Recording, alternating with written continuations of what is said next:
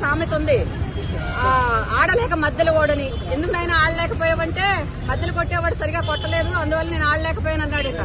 ఆ విధంగా ఉంది ఈ రోజు ఈ చంద్రబాబు నాయుడు గారి ప్రభుత్వం, కూటమి పాలన అని చెప్పడానికి మేము చాలా చింతిస్తా ఉన్నాం.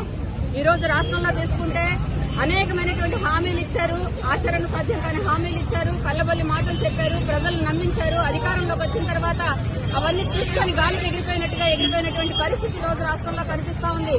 అనేకమైనటువంటి హామీలు ఇచ్చారు ఈ రోజు ప్రజలకి, ఏ ఒక్కటి కూడా అమలు చేసేటువంటి పరిస్థితి లేదు. అమ్మఒడికి ఏదో పేరు మార్చి తల్లికి వందనం అన్నారు, దాన్ని వేసేటువంటి పరిస్థితి లేదు. అలాగే నిరుద్యోగ భృతి అన్నారు, నిరుద్యోగ భృతి లేదు. రైతులకి భరోసా అన్నారు, సుమారు 40,000 వేయాల్సిన 2 ఏళ్లలో వేయాల్సినటువంటి అమౌంట్ 8,000 మాత్రమే రైతులకి రైతు భరోసా కింద ఇవ్వడం జరిగింది. అంటే ఇవన్నీ చూస్తా ఉంటే రాష్ట్రాన్ని ఎడు తీసుకువెళ్తారు. అనేకమైన హామీలు ఇచ్చారు, మహిళలకు ఇచ్చారు. 3 సిలిండర్లు ఇస్తామని చెప్పి గ్యాస్ కొట్టారు. మరి ఈ రోజు ఆ 3 సిలిండర్లో 1 సిలిండర్ ఇచ్చేటువంటి పరిస్థితి లేదు. ఆరోగ్యశ్రీ అయితే పూర్తిగా చెట్టెక్కేసింది. 8 నెలల వాయిదాలు ఇవ్వాల్సినటువంటి విద్యా దీవెన ఇచ్చేటువంటి పరిస్థితి ఈ రోజు లేదు పూర్తిగాను. అంటే ఇవన్నీ చూసి ఈ రోజు మీరు ఏం చేస్తున్నారు? పేదలకు ఇచ్చిన హామీలన్నీ కూడా ఈ రోజు అమలు చేయకుండా సూపర్ 6లు అన్నారు, సూపర్ 7లు అన్నారు, ఏ ఒక్కటి కూడా అమలు అవుతున్నటువంటి పరిస్థితి ఈ రోజు రాష్ట్రంలో లేదు. మేము ఒకటే ఈ రోజు ప్రజల తరపున, పేద ప్రజల తరపున, నిరుద్యోగుల తరపున మేము చెప్తున్నది ఒకటే, పేదలకు అన్యాయం చేస్తే చూస్తూ ఊరుకోము. మీకు చేత కాకపోతే గద్దె దిగండి, పరిపాలన మాకు అప్పచెప్పండి, మేము అన్ని సరిదిద్దుతాం.